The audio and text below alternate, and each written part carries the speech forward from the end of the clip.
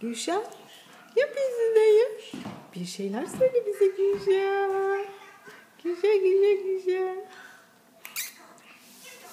Ama neden bize gülmüyorsun Gülşah?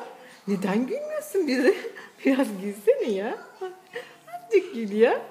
Azıcık gül ya. Azıcık gül ya.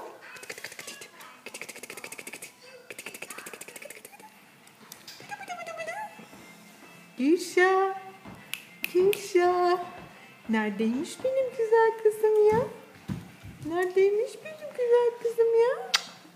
Gülşah. Dur. Gülşah. Gülşah.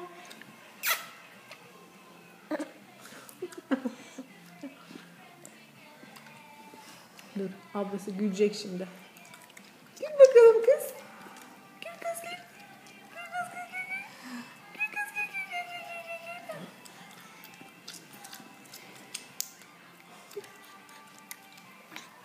Nerede bu kız?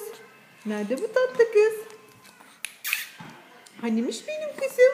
Hanimiş benim kızım ya? Hanimiş benim kızım ya?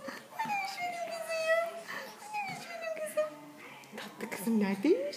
Güzel kızım neredeymiş?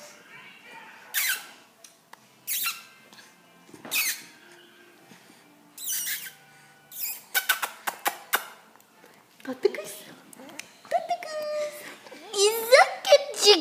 Küçük kız. Gülümsesin Gülşah. Gülümsesin Gülşah.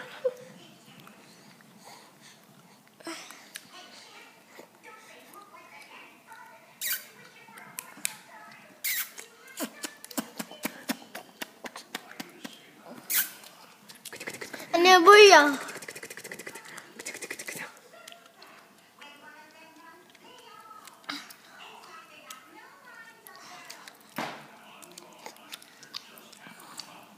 Bay bay Gülşah.